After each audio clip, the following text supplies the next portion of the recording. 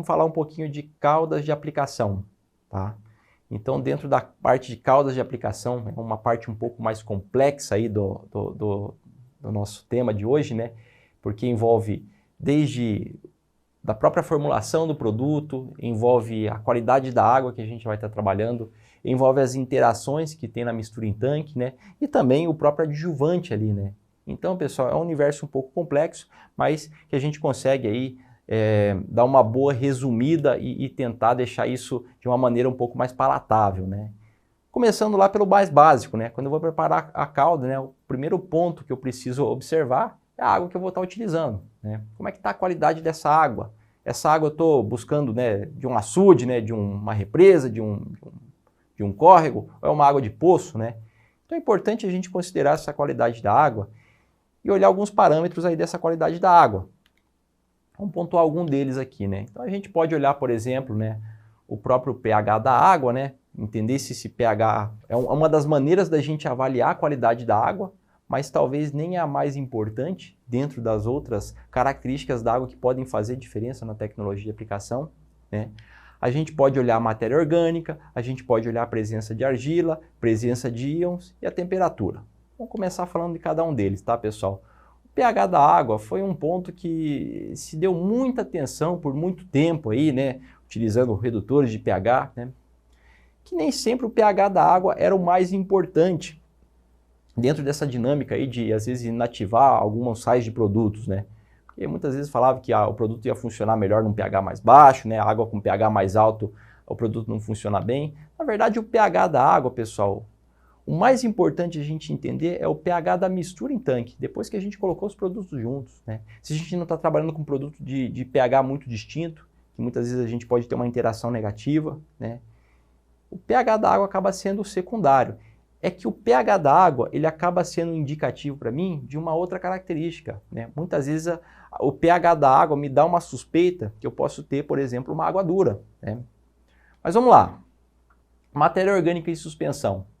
Isso é importante, né? Sujeira na água, né? Principalmente água de açude aí, né? Que pode ter muita matéria orgânica em suspensão. São partículas aí que podem absorver as moléculas de alguns produtos. Outro ponto importante, pessoal, argila, sujeira na água, né? Terra na água, né? Aquela água marrom. Também outro ponto importante, né? Presença de argila na minha água também é um ponto que com certeza pode absorver aí, né, alguns ativos, né? Alguns ingredientes ativos, alguns sais de produtos. Presença de íons na água, né? Então aqui está principalmente ligado com a dureza, né? Concentração de cálcio, magnésio, né? Que está ligado com a dureza da água, né? Água dura sim é um problema, pessoal. Água dura sim é um ponto que a gente precisa de atenção, porque a dureza da água, ela pode inativar de maneira instantânea a molécula de alguns produtos, porque é algo que acontece de maneira instantânea, né? Às vezes eu tenho uma diferença de pH entre produtos em uma mistura em tanque, talvez é um processo que vai causar uma hidrólise, mas de maneira lenta. Mas agora quando eu tenho, por exemplo, presença de íons na água, principalmente cálcio e magnésio, né, que indica dureza, presença de argila, presença de matéria orgânica, isso é um ponto, pessoal, que de fato é preocupante, porque vai inativar boa parte, né, das moléculas do produto quando eu tenho esses inconvenientes na água. E isso é também potencializado quando nós temos um volume de calda maior. Porque se eu tenho um volume de calda maior, eu tenho mais água, eu tenho um maior, numericamente falando, né, uma maior presença aqui, né, desses íons, ou de argila, ou de matéria orgânica, né? Então, um volume de calda maior, né? Se eu tenho uma água de uma qualidade menor, é pior, tá? Temperatura da água, pessoal, é algo que é difícil muitas vezes da gente contornar, né? O pessoal, principalmente do sul, às vezes acaba tendo um pouquinho de problema, né? Quando a gente tem uma temperatura muito baixa, às vezes é difícil de diluir alguns produtos, né? Principalmente formulações de produtos que são sólidas, né? Então, água muito gelada fica difícil do produto diluir, às vezes precisa de uma agitação maior, precisa de um volume de água um pouco maior para conseguir fazer a agitação desses produtos, né? E uma temperatura um pouco mais alta da água, né?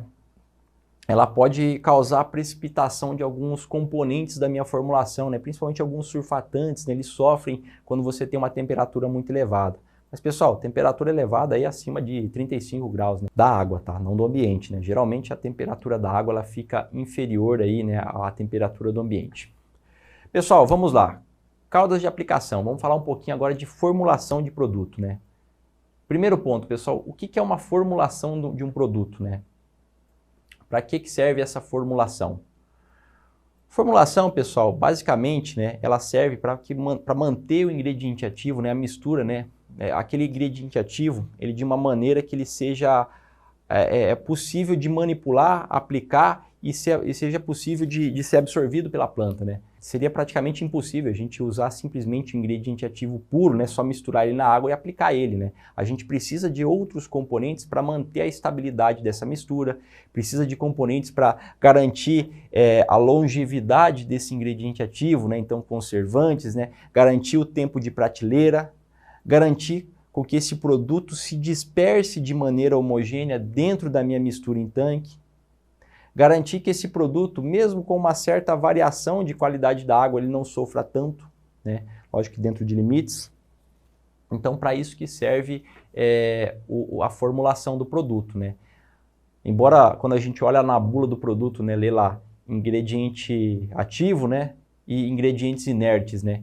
De inerte, né, apesar de ser chamado de inerte, são ingredientes que têm funções, né? Ingredientes que fazem a diferença aí na aplicação, né? Por isso que muitas vezes um produto, mesmo com o mesmo ingrediente ativo, mesmo com a mesma formulação, eu pego a marca A e marca B, eu tenho uma diferença de desempenho por conta da formulação, né? Por conta como que essa formulação está interagindo com esse ingrediente ativo para deixar ele de uma maneira praticável, né? Uma maneira fácil aí de ser manipulado e que ele de fato vai funcionar na planta. Basicamente essa formulação, né, quando a indústria ela desenvolve uma formulação, né, ela precisa, primeiro ponto, né, buscar a segurança, né? Então esse produto ele tem que ser seguro para quem está operando ele, né, tanto para quem de fato vai ter o contato direto com esse produto, né, e quem terá o contato indiretamente, né, seguro para o ambiente também. Então essa formulação, a indústria química precisa pensar nisso, né, precisa pensar que um produto precisa ser simples para que seja manipulado, né, não pode ser uma formulação que exige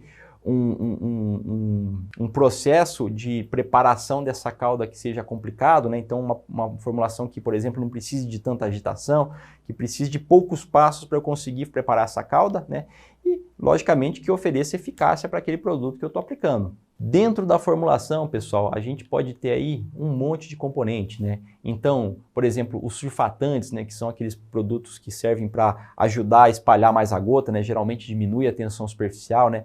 Pode ter solvente, pode ter emulsificante, né, que é aquele produto que é um componente da formulação que serve para fazer com que o óleo ele fique de uma maneira homogênea, né, misturado, né, disperso na água. Ele pode ter antiespumante ou desespumante, estabilizante, né, ou seja, para manter essa mistura estável depois que eu diluir ele no tanque. Pode ter corante, pode ter produto aí para aquilo não degradar, né, conservantes, né, antimicrobianos. Então são vários componentes que podem ter dentro de uma formulação. Não que vai ter tudo isso, pessoal, né? Geralmente dentro de uma formulação a gente deve ter em torno de 5 a 7 componentes diferentes aí, né, junto com o ingrediente ativo, tá?